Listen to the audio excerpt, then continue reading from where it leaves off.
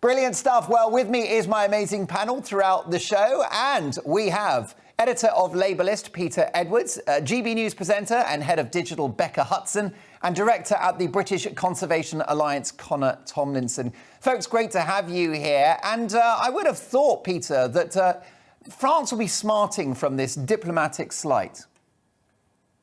France is smarting. I should say, by the way, I'm the former editor of Labelist. I don't run it currently. Oh, thank you. Your monologue was very funny, but I thought it was also a bit all over the place. If you think about Never. what happened, it is the big story of the week, the submarines deal, and it is quite technical. I think anything that's a boost for British jobs we've got to be really positive about. After Brexit, whether you like it or not, we're going out on our own. So anything that boosts manufacturing is a positive for us. But to me, it also shows the contradictions at the heart of global Britain. Because we've come out of Europe, we've done a deal with America and Australia, because we're all concerned, quite rightly, about Chinese maritime incursions. But at the same time as that, we've had a big falling out with our nearest neighbour, and what's happened to the Entente Cordiale? It's gone, hasn't it? So doesn't this really expose the dichotomy at the heart of global Britain? You can have friendship with someone, but you end up falling out with someone else, often in Europe. Well, I mean, the first test case for global Britain is a huge bilateral deal on security in the Far East and a big boost for our economy, Peter. We've had bilateral deals, we've had deals with other countries for decades. Just like the COVID jab, I think you're wrongly attributing this as a benefit of Brexit. So you challenged the idea that our decision not to join the European Medical Agency's rollout of the vaccine was not a triumph? No, I'm not challenging that. I think the vaccine rollout has been a triumph for the English and the Scots and the British NHS. I wouldn't give the government much credit for that. Except that the government procured the jabs. Well, that was delegated to a task force, and that was the right thing to do. Appointed by the government, Peter. Well, the government appoint most people, and I think that's a recognition of where government can deliver and where government can't. I think what they actually did, and I think it was Kate Bingham, tell me if I'm wrong, I think it was Kate Bingham, they appointed the experts. Remember, it wasn't so long ago, senior members of the government were anti-experts, but then actually they accepted that sometimes experts have more authority than politicians. They delegated that power to the vaccine task force, Peter, and it worked. Your mate, Keir Starmer, wanted us to stay with the European Medical Agency on that one, and he said it was reprehensible that we should have departed it early in the pandemic. I wouldn't quite say it was reprehensible. The vaccine rollout in the midst of a pandemic has been fantastic. We've all got to be positive about that. We're still in a pandemic. We've got to be reasonable and accept where Britain is doing well. Now, we're in a different situation, though. The vaccine faces different challenges around hesitancy, and we've been overtaken by other countries. What do you think about this, Connor? What's your reaction to the French removing their ambassadors from Washington and Canberra? Well, I think it's quite bold, considering they're very reliant now, especially with the NATO payments, on President Biden, who seems to be a lot more internationally conciliatory than his predecessor was, who famously stared Merkel down and made the Germans pay, quote, their fair share. I am quite surprised, actually, though, that the French weren't so hot on the nuclear submarine idea, considering the French, their nuclear technology, a lot of it's government-sponsored as well, vastly outpaces our current take-up. And quite ironically, with Britain moving out into small modular reactors, etc., one of our main ventures for nuclear, and I've written quite a bit on this in a paper I've done with the Adam Smith Institute that's just released, is actually a cooperative venture with China that's throwing about 500 million at it. So it's quite strange that we're meant to be on the forefront of nuclear technology, but a lot of that funding is actually backed up by the Chinese, who all of these naval ventures are meant to be defending against. Becca, what does this whole affair tell us about Brexit and global Britain? I'm with Peter. I don't think it tells us very much. I don't think we can kind of chalk this one up to the vote to leave the European Union at all. It seems to have been a kind of cosy byproduct, if anything else, of Brexit. And I think the thing that alarms me is just the state of diplomacy and the idea that this could happen, that we now further alienated France, our dearest neighbour, who we're desperate to cooperate with on dealing with the Channel migrant crisis, and, you know, a global effort to combat the threat that China poses on the world stage. So I don't think we can chalk this up to a Brexit victory whatsoever. However, were we not right to offer our services in terms of a nuclear-powered submarine? It's quite clear that the French technology was very last century. I mean, I'm not a huge fan of any kind of nuclear technology whatsoever, but you're right. I mean, clearly, it's the best product on the market, so I guess from a procurement sense, it makes sense. But, we need to think beyond just manufacturing jobs in this country and the fact that we do need kind of international cooperation, with the threat of China and Russia looms on the world stage. But why do we think beyond national self-interest? We are an independent sovereign nation now, Becca, and the bottom line is if we were still in the EU, there's no way that we would have taken this business off France because the political price would have been too high. But as an independent country, we've got this one across the line and received a vote of confidence, not just from Australia, but the world's biggest economic superpower, the USA. No, certainly we're an independent country, but without alliances, whether it's with France and with the rest of Europe or whether it's America or Australia, we're a pretty small country in the grand scheme of things, and so we absolutely do need... Why do you insist on talking us down endlessly? We've been out of the European Union for 5 minutes. We've had a global, world-class vaccine rollout. We've got an amazing deal providing a nuclear-powered submarine to the Americans via Australia. And we've got countless, almost 70 trade deals around the world, including a zero-tariff trade deal with the European Union themselves. It's going brilliantly. Tell that to people in Northern Ireland who don't have food on the shelves of their supermarkets. And that is the fault of the European Union, who are over-policing the invisible border down the Irish Sea, which, Peter, must be scrapped. No, but this is not. It's not unreasonable to you can be proud of being British and see us as a remarkable nation, but also be very aware of the benefits of globalised cooperation, and we cannot cut ourselves off. We've just done that with America and Australia. Is that not good enough for you? But it feels perverse and a little bit out of an act of self-flagellation to alienate France, our nearest and dearest partner. And we need cooperation. I mean, we compete with France now. Don't forget, Becca, France are trying to nick financial services off us. They don't want the City of London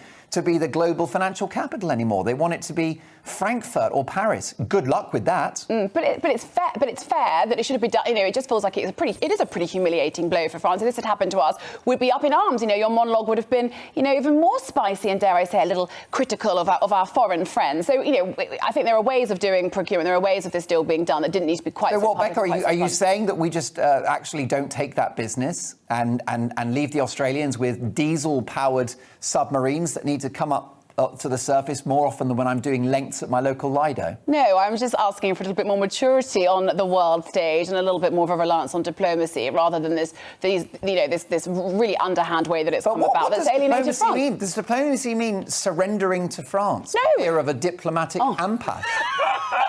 I don't exactly think they've been our best friend. We had the boat standoff. They've been very obstructive with Brexit. And I will cut in and say, as much as you say you're not a fan of nuclear technology, again, the opposite is what? The diesel? OK, where's all the gas going to come from? We pay crap tons of money to NATO, and then we buy tons of, Germany specifically, because they decommissioned all the nuclear power plants, they buy loads of gas from Russia directly. And Becca, your mates in France are the biggest nuclear power in Europe. And the reason why they've got quite a low carbon footprint is because so much of their domestic power comes from nuclear. No, my only point is I think absolutely the contract was awarded to the right technology, and clearly diesel as an alternative to the nuclear energy that you guys are obviously in the pocket of on this show this evening is marvellous. But there's just ways of doing it, and there are ways of these things being done, and we desperately need international cooperation when we're dealing with China. What we don't need is this huge division, diplomats and ambassadors being withdrawn.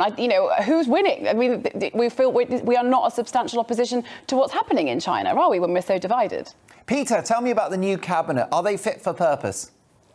I'm not sure they're any more fit than a previous cabinet. You have to remember where we are, which is Boris Johnson has generally picked a cabinet of small individuals who lack political calibre and Brexiteers, and he is afraid of countervailing opinions. He is afraid of people that challenge him. And look at his marriage of convenience with someone like Michael Gove, the politician who stabbed him in the back 4 or 5 years ago and is now brought back to do what he believes will be something called levelling up, even though the government has still to define what levelling up actually is. I think there's a weakness at the heart of Boris Johnson. He is surfing a wave of the vaccine rollout, but just like perhaps some of the economic downsides of Brexit, the downsides of Boris Johnson have a long way to go. We've only skimmed the iceberg. Peter, in terms of marriage of convenience, I give you New Labour and I give you the backstabbing between number 10 and 11 Downing Street under Blair and Brown. That was a civil war. It wasn't a civil war, but also it wasn't a marriage of convenience. That's the key thing, that Blair and Brown actually agreed on a lot of things. They obviously did have disagreements. We've all read the memoirs, and they're particularly colourful, and if you're like me, you probably find them quite fascinating. Yeah. It wasn't a marriage of convenience politically, because Blair and Brown were on the same page. Connor, the new Foreign Secretary is Liz Truss, who has been trade deals a go-go, a rising star in the cabinet. The right appointment? Absolutely. Between Kemi Badenoch and Nadine Dorries, she's probably one of the most socially conservative and one of my favourite politicians up there. I think also she's going to be very hawkish on China. Her prior statements, one of her speeches at the start of the year, showed that she has a key understanding of the kind of Marcusian identity politics infiltration that's happened both through universities, and a lot of that has been funded directly by China, as we saw with Huawei's contracts, etc. recently. So I think it's very encouraging for her, just because she's got a lot done in terms of the trade deals, but also she has a very good understanding of the political climate we're in and the urgency to combat these insidious ideologies which our opponents are having. And do you think, Connor, that the government are tooling up for an early election in a year or a year and a half's time?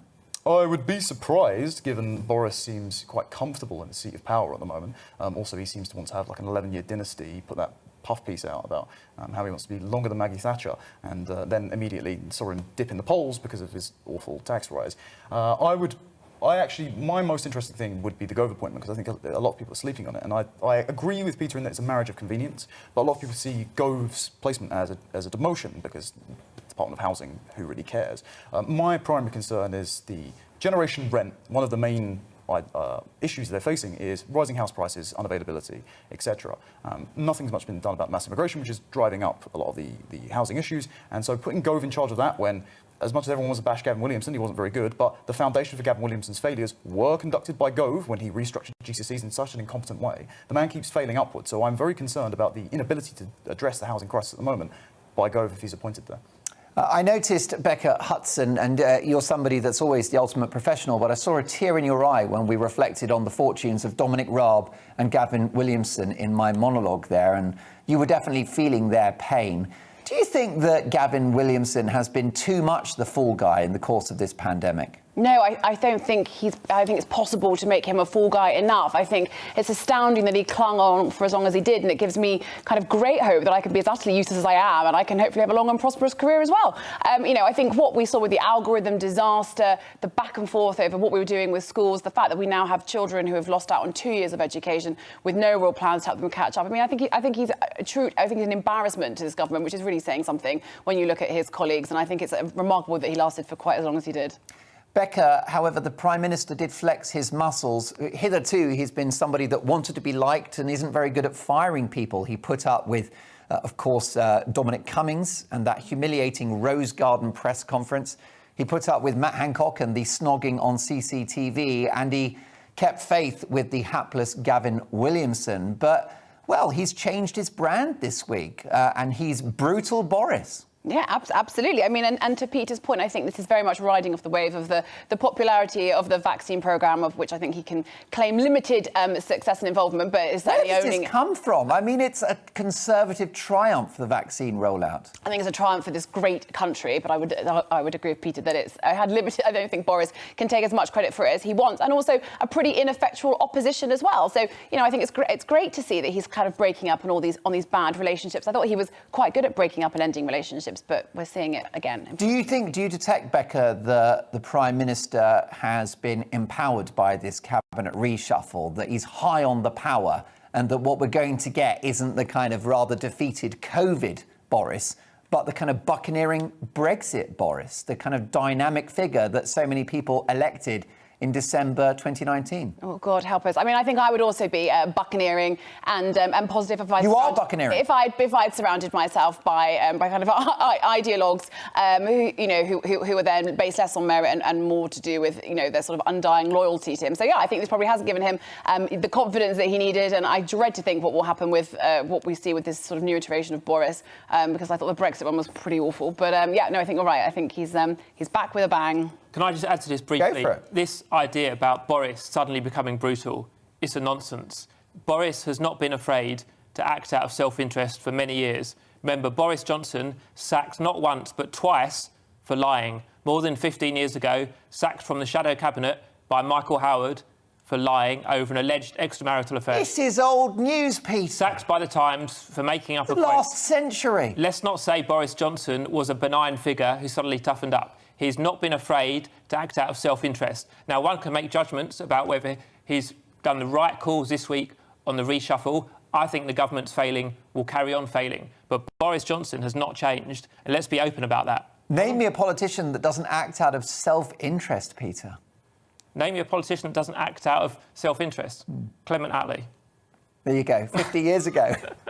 But no one said... By the way, Peter, what are your thoughts about an early election? Do you think that the Labour organisation, the Labour machine, are gearing up for an unexpected snap poll? Do you think Keir Starmer is mindful of that it could happen? Absolutely. I think, but it's all a decision tree from the government. So as soon as the government brief out that they're even considering it, then the opposition, whoever it is, always has to be on an election footing. Labour has an issue. It basically has a bit less money than it used to because of a reduction in membership. The thing is, for the government, that I think they feel that Boris is doing well against Keir Starmer, as we said earlier, on the vaccine rollout. But remember, the economic downsides of Brexit have only just started. So I think that the Tory Here we go again. The Tory party will prepare for an election, but I think they'll be really chary of actually triggering it until they see how the GDP pans out. Well, it's all about opinions. What a great panel, I think you'll agree. It's over. Well, let's bring my panel in on this one, including Peter, Connor and Becca. Becca, time to ignore the experts. No, it fills me with dread and horror. It made me nervous when Michael Gove said it, and it makes me even more nervous now. You know, just because there are inconvenient truths, it doesn't mean that we shouldn't listen. And no one is suggesting that we should completely, stunt the economy and trash the country. They are. In favour of... That's exactly what they want. No, they want more lockdowns, mask mandates and COVID passports, Becca. But curiously, but just by not listening, does that mean that it's not true? Or does that lessen the impact of what they're saying? Well, it's the behavioural scientists that want to scare the bejesus out of us. And we're at the tail end of the pandemic. We're not at the tail end. What's scary about wearing a mask? Oh, OK, you heard it here first on GB News. Excellent. I'm breaking that story. Just look at the infection rate, the reinfection rate. We have got winter looming. We've got long COVID. There are more variants. This is something that we have to learn to live with. And I'm certainly not advocating for a culture of fear and a climate of anxiety, but to just stop listening to these people who want to keep us alive and keep our families safe, I think is utterly reckless. Peter, we're listening to people that want to scare us and tell us it's the bubonic plague.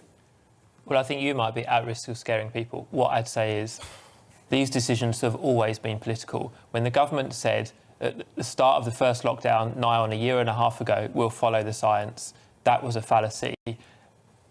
NHS, behavioural scientists, all the government committees like SAGE that we've come to know, they advise and they make recommendations. These things are political. And to give one very quick example, think about the third lockdown last November, last December, Christmas was cancelled. Scientists, the Labour Party, great swathes of society said that should have happened earlier. Boris Johnson put it off. Whatever you think about experts, and I happen to respect them, these decisions are ultimately political, and I do believe it's a bit of a fallacy to say otherwise. Connor? I'm pretty exhausted by hearing that. Both, I find it funny how it said, name a politician who doesn't act in self-interest. Well, name an expert who doesn't vote. As it's been said, one of the chairs of Independent SAGE, supposedly independent, is a 30-year member of the Communist Party. And that's an ideology which permits lying and murder in order to fundamentally overthrow capitalism. So if you don't think someone that might be continually suggesting lockdowns, which trash our economy, as a measure of supposedly controlling COVID, when it doesn't seem to have actually done much other than delay the infection rate, it's actually the vaccines that got us out of this hole, which is another triumph of free enterprise. If you don't believe that might be a political decision and that maybe it may not be done in earnest, then I've got Bridget Brooklyn to tell you. Well, let's bring my panel in on this one. Connor, do you think the NHS needs to change? Absolutely. It's a financial black hole because every single year the funding massively increases, but it can't increase proportional to the demand placed on it. And this year, deaths have actually eclipsed births, so it's not like we've got a massively swelling domestic population. But the UK is one of the main nations per capita, has an incredibly high immigration rate, both legal and illegal, as we keep seeing with the channel crossings. And the moment feet step off the dinghies and onto Dover shores, you can have any surgery, any medicine whatsoever, free at the point of access without needing to pay into the system. And also, the idea that some of the general public don't think that the bureaucracy of the NHS needs to change, well, they've all of the money just raised by the national insurance rise, for example, that just went on paying 42 new executive positions with six-figure salaries. And at the same time, they're hiring 70k diversity chief of staffs who are saying white people should be uncomfortable. I don't see why the British taxpayer should be extorted to pay for their own oppression. And I don't see how that helps people get healthy. Peter, go for it. Why are you demonising refugees in what's meant to be a serious discussion about their NHS? How am I demonising refugees? I'm not saying, hang on a minute, I didn't say for 1 minute, so don't take a character attack here. I didn't say for 1 minute that I'm not sympathetic with the plight of people that want to come to this country. Of course you want to come to this country. But is it financially sustainable to keep throwing money out there for people who have not paid into the system yet? Yes or no? I don't think we're throwing money at refugees. The burden placed by refugees on the NHS is minuscule. I'll tell you two things that we should be concerned about the NHS, and I think whatever our differing viewpoints, I think most of us love the NHS and want it and recognise how brilliantly it's done over the last year. There is an ageing population. I don't accept the stat you quoted. Clearly, the ageing population has been affected by the tragedy of COVID, but there is an ageing population, so the demand will increase. Secondly, on your video, there was concern expressed about NHS change. The NHS has always changed. It's changed every year of its entire existence. And look at the last 12 months. Vaccine rollout, telephone video consultation. We're constantly in NHS change. The concern is political involvement, and to me, conservative political involvement. Why am I worried about it? Remember, David Cameron said no more top-down reorganisations. He then had the reorganisation described as so large you could see it from space, and that costs money. Well, I wonder about that. We know now that in 2004, NHS spending was 28% of all public spending. It's anticipated in the next couple of years to reach 40% and the entirety of the income from income tax. So where do we go? What are your thoughts? Well, let's react to today's big stories with my excellent panel tonight. Former editor of Labour List, broadcaster and commentator Peter Edwards, GB News presenter and head of digital Becca Hutson, and director at the British Conservation Alliance, Connor Tomlinson. Now, let's kick off with an update from Afghanistan, and I'm afraid to say, predictably, doesn't make for good reading. The Taliban have banned girls from secondary education by ordering high schools to reopen for boys only. Girls were not mentioned in Friday's announcement, which means that boys will be back at their desks next week after a 1-month hiatus, while girls will still be stuck at home. The edict makes Afghanistan the only country on the planet to bar half its population from getting a secondary education. In a further sign that the new Taliban government is tightening restrictions on women, the former Ministry of Women's Affairs building in Kabul has been handed over to the newly re-established Ministry for the Prevention of Vice and Promotion of Virtue, which was the feared group in the 90s charged with beating women who violated strict laws. The flip-in rules follows the earlier statements made by the Taliban when they appeared slightly more open to women's education in the ordering of all primary school students back to class, and they said that women could study for degrees. If the Taliban do follow the same path as before, they're likely to face strong pushback from women and the many Afghan men who want the women in their families to get an education. Well, what a dreadful story. And Becca, it's not playing out brilliantly, is it, for the kind of groovy, plant-based Taliban 2.0? No, I mean, we all had such high hopes, didn't we, this time round? I mean, like you said, it's utterly inevitable and huge disappointing. And, you know, how many times can your heart go out to the women and girls of Afghanistan? And I'm sure we'll talk about it later, but the idea that kind of the modern frontier of feminism is about sort of gender pronouns rather than trying to ensure that the kind of there is global equality for women and girls, you know, astounds me. And I mean, this is just hugely sad, but not surprising, is it? No, and I fear it will get worse. We'll keep you updated on that story as it develops. An adorable red panda kit that was born at the Royal Zoological Society of Scotland has been named just in time for International Red Panda Day. Look at that gorgeous cutie. The newly named Ruby also had her first health checkup today, which is set aside to celebrate the endangered creatures. Red pandas are about the same size as a small dog with distinctive red and white fur, just adorable, and a large bushy tail. They are predominantly tree dwellers. Visitors may have to wait a little longer to spot the 2-month-old Ruby for themselves, as red panda kits stay in the den until around 4 months old, when they will then start to explore outside. Strictly Come Dancing is apparently in chaos ahead of tonight's launch show because 2 of the professional dancers have refused COVID jabs. The pair's refusal to have the vaccine has left celebrities unhappy with being partnered with them. The pair of unidentified dancers are reportedly the only 2 pro dancers out of the 18 who have not been vaccinated. A pre-recorded launch show to reveal the contestant and dancer pairings will air tonight before the live shows, and the dancing starts next week.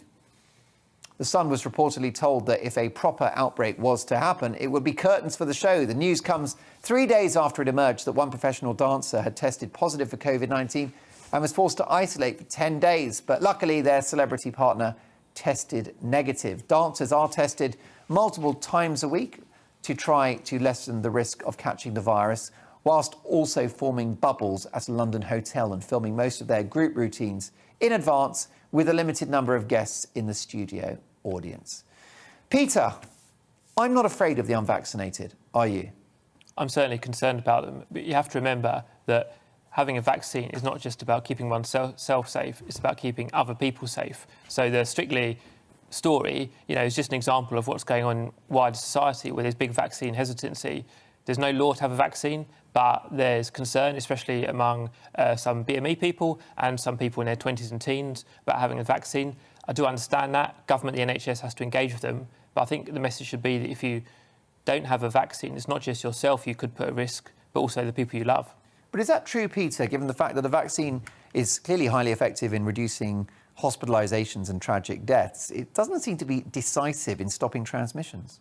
I think there's some truth in that. Clearly, the peak effect of the vaccine is about cutting deaths, but there's basically little or pretty much no evidence at all that the vaccine is a bad thing. There's a minuscule, very, very, very, very, very small but serious concern about clotting, but the vaccine is a massive, massive net positive.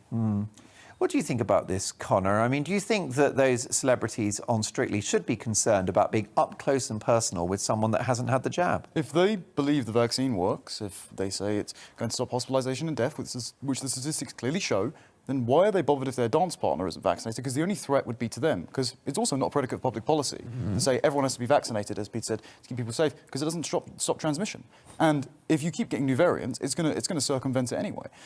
So I don't understand the sort of fear-mongering, the cognitive dissonance of saying, oh, I can't be near an unvaccinated person as if they're going to give me the plague, when you're supposedly protected because you've had the jabs. Well, Becca, it could be that those 2 unvaccinated dancers are teeming with antibodies. Lots of research coming in from Israel suggesting that if you've had COVID and recovered, you will enjoy very robust immunity. And isn't that a wonderful thing? But we have this incredible vaccine programme that we should all be engaging with. And it's not just about keeping yourself safe, it's about keeping the community safe. There might be people working on the Strictly set who are vulnerable, who haven't been able to be vaccinated. We've also got, there's still the threat of new variants coming in. So I think, obviously this hasn't been mandated, but it's such a brilliant opportunity that we have to protect ourselves, other people. I sort of struggle to understand why you wouldn't. Would you dance with an unvaccinated partner?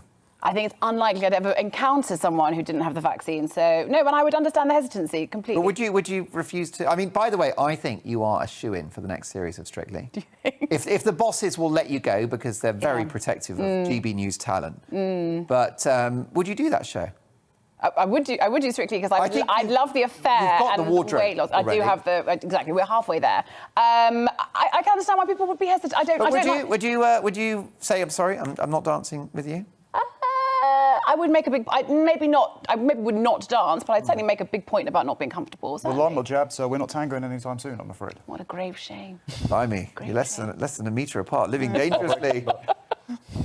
We'll see how that one plays out. A Russian man dubbed Popeye because of his artificially pumped-up biceps has been warned he could die if he doesn't remove them from his arms. Kryl Terashin started injecting his arms with jelly several years ago to give himself a juiced-up look, but he's now at risk of losing his arms or even dying if he doesn't get them removed. Poor chap. The Russian admitted he made a mistake when he injected his biceps in his 20s, and he's lucky to have found surgeons willing to help him. But what a story. I've got to say that I have a bit of history, a bit of previous when it comes to people that are addicted to plastic surgery, because I made a documentary for Channel 4 called The World's Most Plastic Surgery. What was it? The World's Most Altered Human Beings. And it was women that had enormous boob jobs, bum implants. And I met a guy called Dennis Avner, who is sadly no longer with us. And he was the cat man. And he underwent several procedures to become a human jungle cat. I think we've got a shot of it now. Thank you, team, for finding it.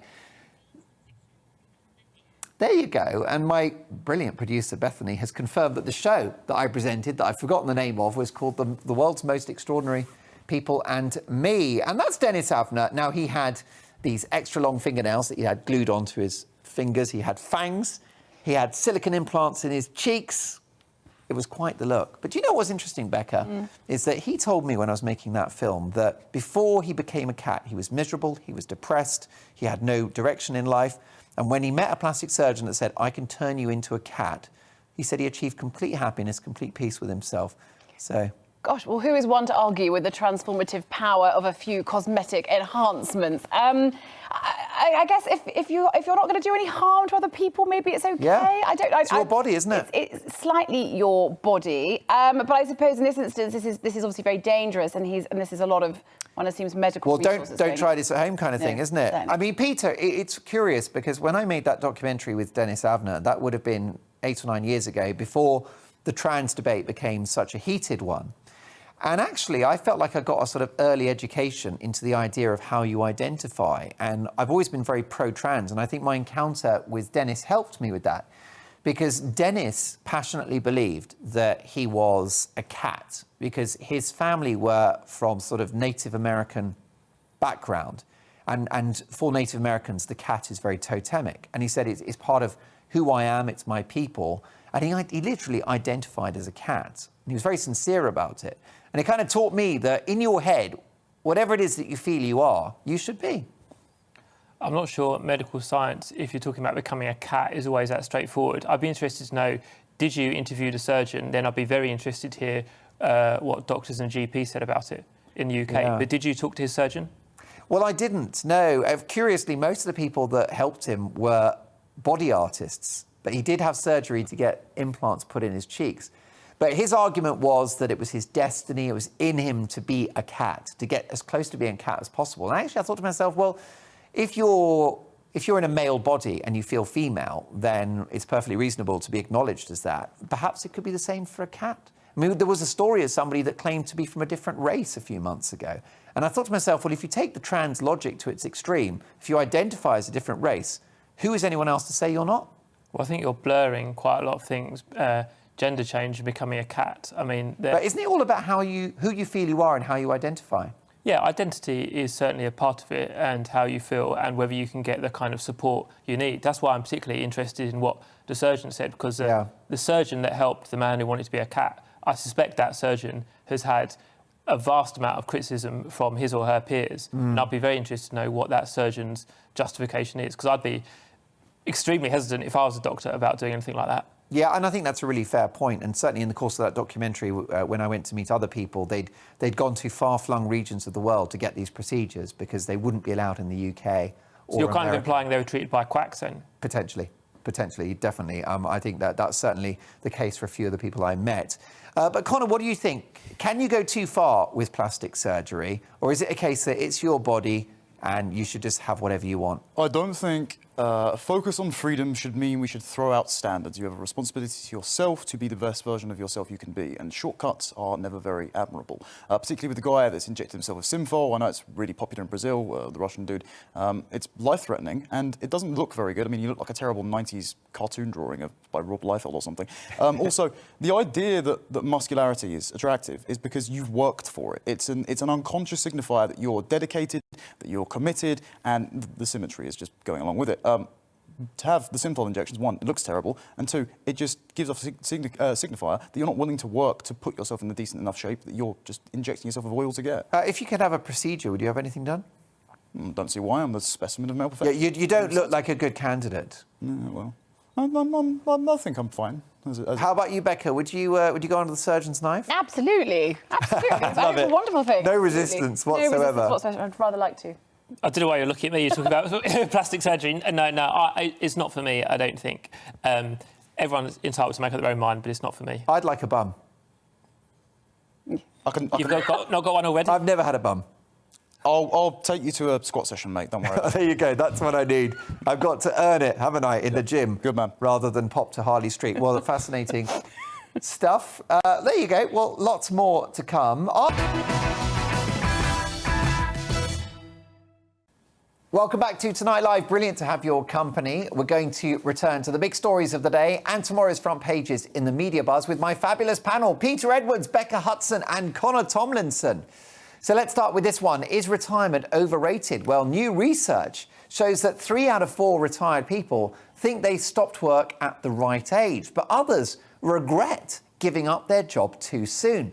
The average retirement age was 59 among those who have already given up work, a lot sooner than the current state pension age of 66. But 18% now believe that they should have hung on for longer. Just 6% felt that they retired too late. Separate research showed that 33% of people aged over 55 have made changes to their retirement plans due to the pandemic. So what do we think? Peter, is retirement still a valid aspiration?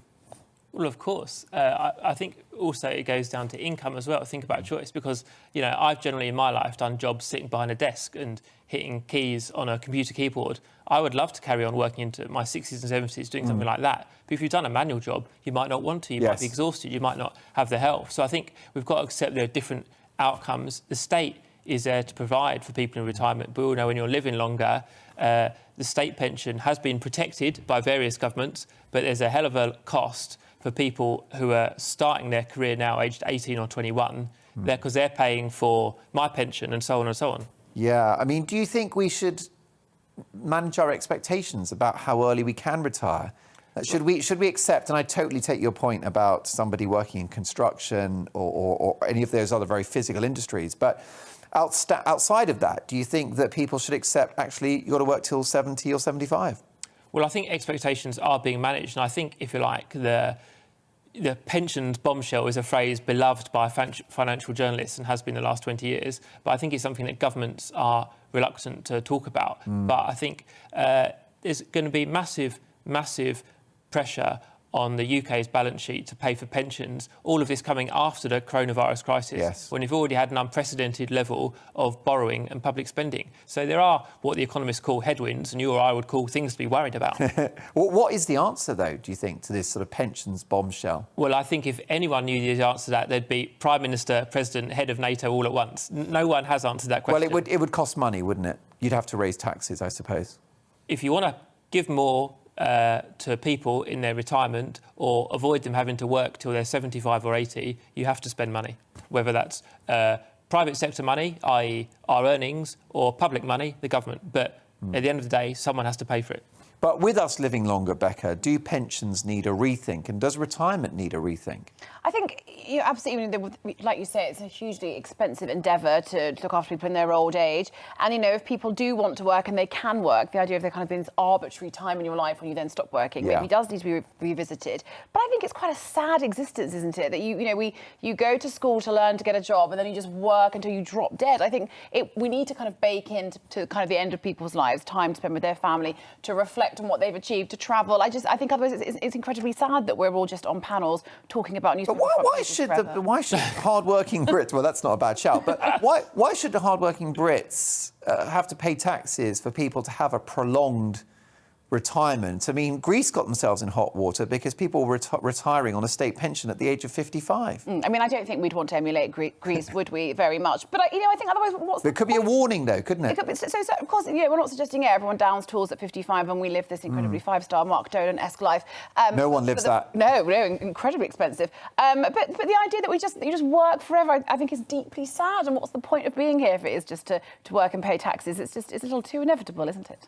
Connor, you're about 7 decades away from retirement, but what's your view? Seems like it. Well, it's quite funny that people have said well, Becca's point seems to harp on the fact that a lot of people have don't have careers, they have jobs, and so they don't find a lot of individual meaning in the things that they do, but they'll work at the grind as a necessity to support their family. But a lot of people can find a lot of meaning in their work, particularly manual work. Like my granddad, he's in his early 70s, he's got rheumatoid arthritis, but because the pensions are so crap, he still does quite a lot of manual work. I was laying gardens and patio slabs and that with him all over the summer. Wow. So that's where you got those guns from? Well, I wasn't going to And now I know why you took your jacket off. Well, you're such a presence, Mark. I just had to... We might have to see Peter in his shirt sleeves later in the show. It's No more than that, though, I hope. If that doesn't keep people watching, nothing will. I might give them nightmares. Never. But yeah, so it's partially financial necessity, but also because he derives a lot of meaning from making something with his hands and really improving people's lives. He's done half the brick walls in half of the boroughs in South East London. So there's a lot of meaning really into finding something you... And if you're fit and healthy and you're in your mid-70s, why shouldn't you carry on? Yeah, exactly. I would say, though, in terms of the idea that we have to raise money, etc., to pay for people's retirement and later in life, why don't we just take less during their lifetime so people can actually have more savings and practice some individual financial responsibility rather than offloading onto the state, take less in income tax over time, and you can put some aside for a rainy day in the future. Peter, simple question. Do any of your panel think a roofer can continue working up to the age of 75? A point made by the other Peter. It's an interesting one. What do you think about retirement? What are your aspirations? Do you think it should be 65? Should it be 70, 75? What is your view? Meanwhile, Daniel Craig's muscular physique and dashingly good looks have become synonymous with the role of James Bond, much to the shock of his primary school classmates. No one who remembers the delicate little schoolboy at Hoylake Primary in the Wirral could have imagined that he would go on to superstardom as the world's most famous spy. Lindsay Holmes, now 53 and a teacher, told the Mail Online he was quiet and little. She added, "My mum was a dinner lady and would always make sure Daniel was eating because he wasn't very big at that stage." Another classmate, Debbie Green, now a chauffeur, said he was a really nice lad and was in every school play, but she was gobsmacked when he landed the role of 007. Daniel Craig is said to have earned £20 million for No Time to Die, which is his final outing as Bond. Not bad for a wee, pasty, delicate boy, is it? Now, this inspired us to play a game of Faces of the Future. That's right, it's called Faces of the Future, where we ask our panellists to guess the celebrity from a childhood photo. I'll give you the first one for free. This is 007 himself, Daniel Craig, as a little boy, and, fine-looking lad, but definitely rather skinny. And I don't imagine he had abs at that point in his life. But now to my panel, here is your challenge. I'm going to show you a photograph of a celebrity as a child, and you've got to tell me who they grew up to be, because it is Faces of the Future. So who's this little cherub? Can we have a clue? Yes, you can certainly have a clue. That particular little boy looks like he's got a pretty special set of fingers. Elton John. Well done. Oh, okay. Yes, indeed. That was a young Reg Dwight around the age of 8. And he's still got that winning grin. Next up, here we go. Faces of the Future. Who is that? That's Madonna, little isn't it? sweetie. Connor? That's Madonna, isn't it? Well, I think it is. It is Madonna, yes, indeed. And actually, I'd say she hasn't changed that much. I don't know if the surgery's done her any favours, but I don't want to harken back to the original panel discussion from a little while ago. Maybe not, but that's right. Straight in there with the right answer, Connor. Well done, Madonna. Next up in Faces of the Future, let's take a look at this. Right, who's that? Oh my God, I'm having trouble gendering that one. Is that Ed Balls? It's not Ed Balls, and it's not somebody that's a member of the political establishment. I can give you a clue that it's somebody, again, from the world of music. A breakaway personality, a rebel. Robbie Williams. Well done. Is it? Wow. Great guess. It is Robbie Williams. It's Robbo with that cheeky smile. And here's your last one, Faces of the Future. Who did she become?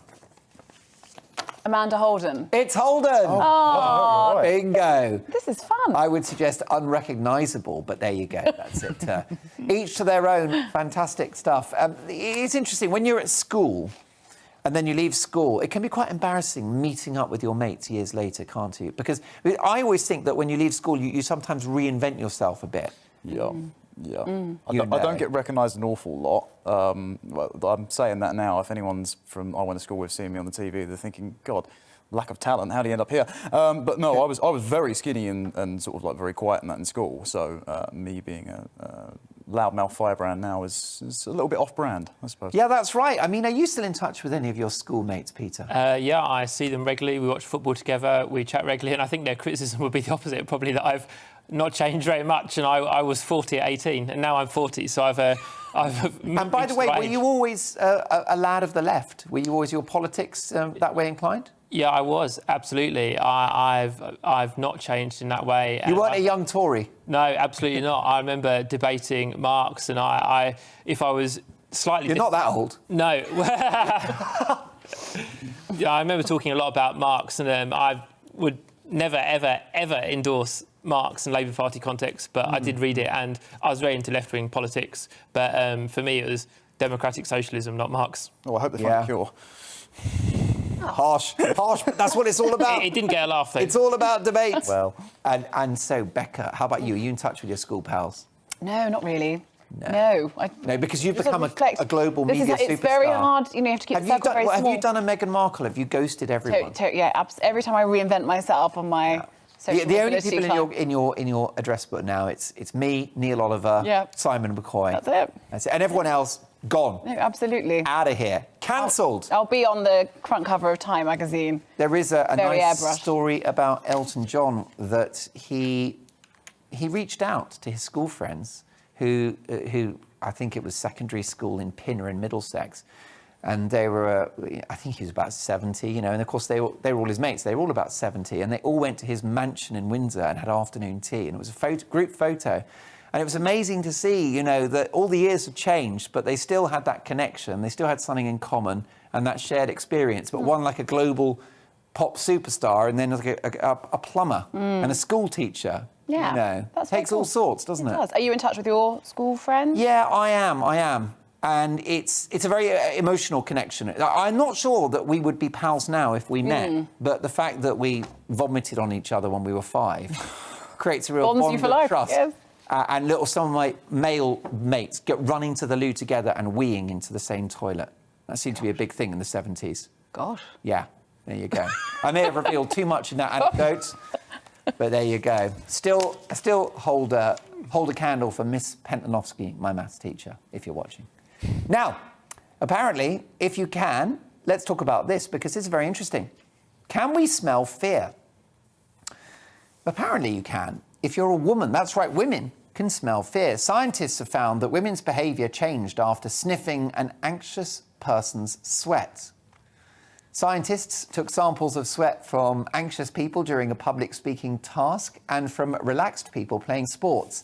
They asked 214 men and women to sniff the samples via a mask while playing 5 games set by psychologists. It was found that women played in a less trusting and more risk-averse way, whilst smelling the anxiety sweat, whilst these effects were not found in men. The findings may be explained by women's social evolution, according to researchers who said that anxiety signals during threatening situations possibly prompted our female ancestors to use their social networks.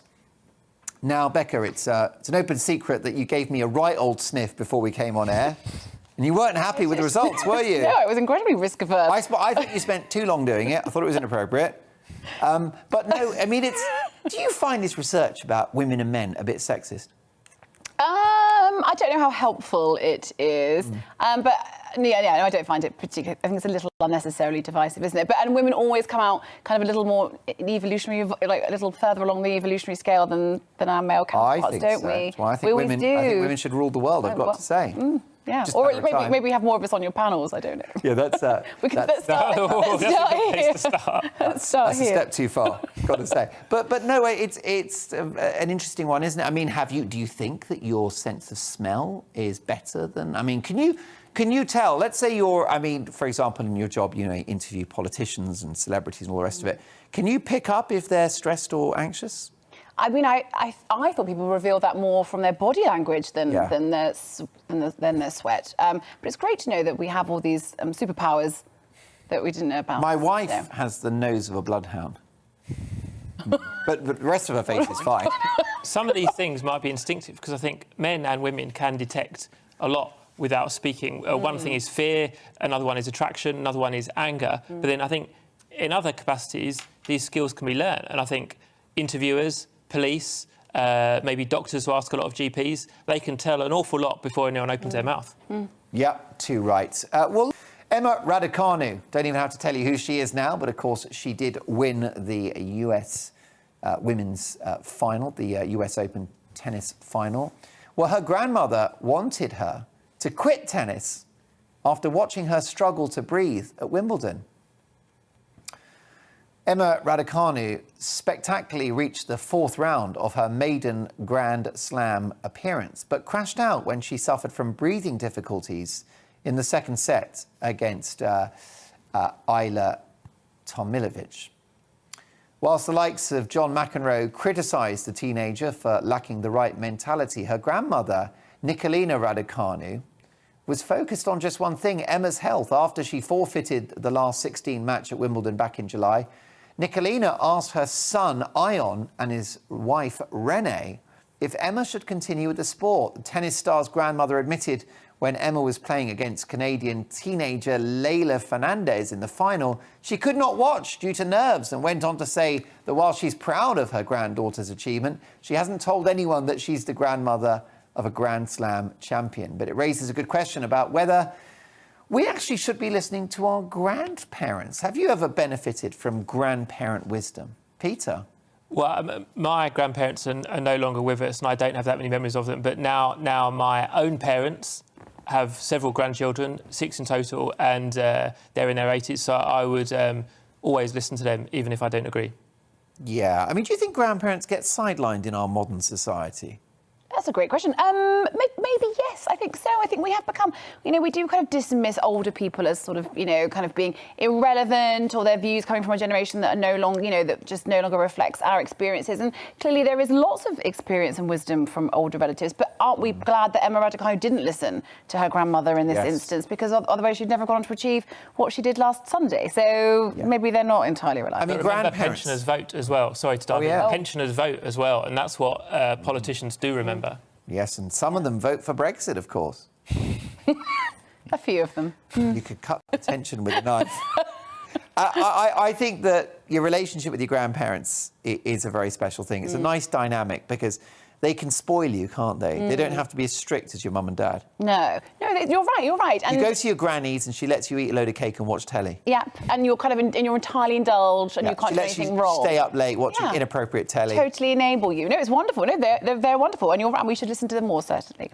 What do you think? Do you have grandparents? Yeah. I'd see both sets at least once a week. Do you? Yeah, I normally spend my Sunday mornings. So they change their church date to Saturday nights, and I'm also the worst Catholic in the world. I spend my Sunday mornings now.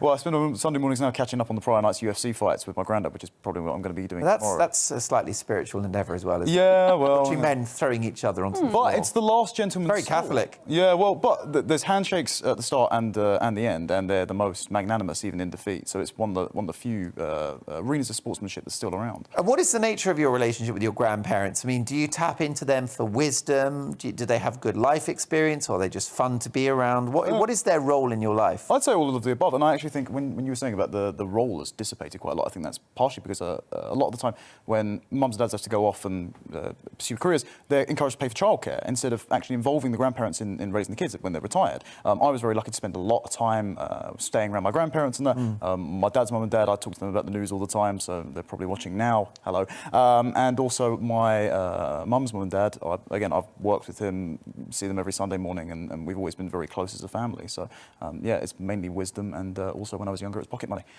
Oh, yeah, that always helps, doesn't it? No, it is quite an interesting thing. I mean, we've seen, haven't we, Becca, the story of Thomas Markle play out on international news. And I think that's an example of how we cast aside very often our older relatives. I mean, I know there's a lot of baggage involved in that relationship. There's a lot of baggage, isn't there? And I don't think many people's grandparents or parents sort of go and set up photographs in internet cafes and humiliate them on the world stage and ruin their wedding and one life chance of happiness. So I think that's a little different, isn't it? Just slightly, not calling your grandparents as much as you should.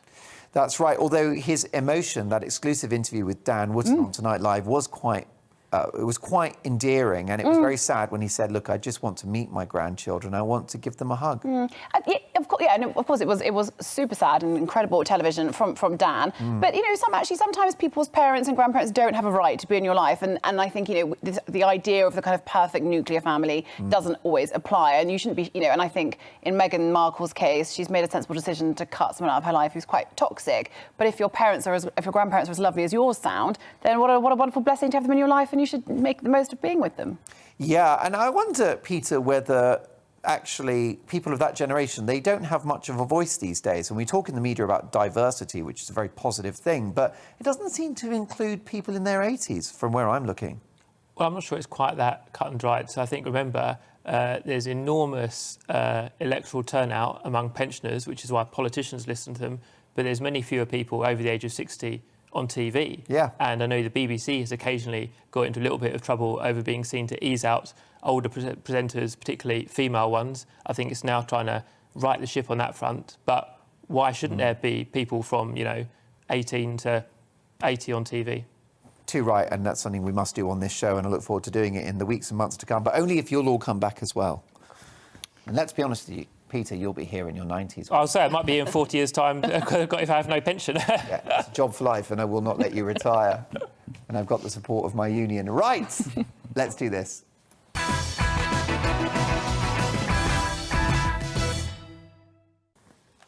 It's time now to reveal today's Greatest Britain and Union jackass. That's somebody that has covered themselves in glory this week and someone that's done the opposite. And we call it Greatest Britain, but it can be anyone in the world that reflects great British values. So, Peter, your Greatest Britain. Well, easy choice. Emma Raducanu. Sport is a meritocracy. You do have some footballers that are overpaid. That's a squad game. Tennis is individual and it's brutal in the pressure it puts on people. Yeah. She's done so well. And I think often on shows like this, sometimes we talk about division. I think we're united in being so happy with Emma Raducanu's success. Definitely. What's your personal sport of choice? What do you play? I don't play much, but I used to do a lot of football, tennis and cricket, and that's what I watch fanatically. And there is nothing like that pressure of tennis. I mean, it's so adversarial, isn't it? And you can have, trust me, you can have a tennis meltdown, whether you're a pro or the most amateur of amateurs. Yeah. Were you sort of like a Bjorn Borg or a McEnroe?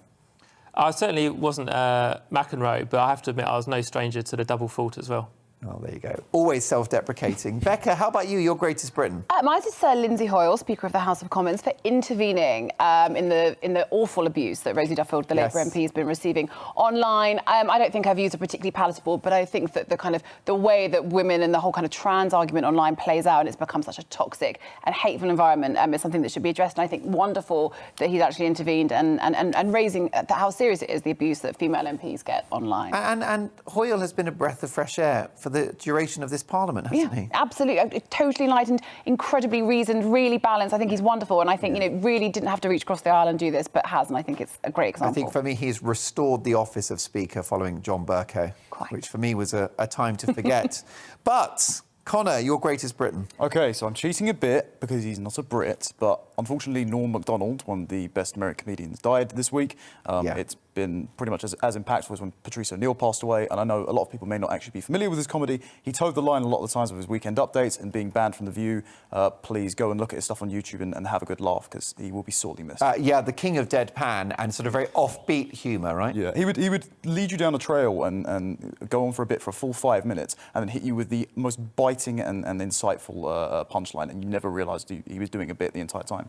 Wonderful, wonderful chap, and he'll be sorely missed. How about your union jackass? Mine is actually George Eustace, because he keeps unfathomably, after escaping the cabinet reshuffle, running into a bunch of blunders from defending Geronimo the alpaca being dubiously executed to the other day saying, oh, if there's a variant of concern, we'll just impose another lockdown on you. I'm starting to be unconvinced that his last name isn't just a misspelling of useless at this point.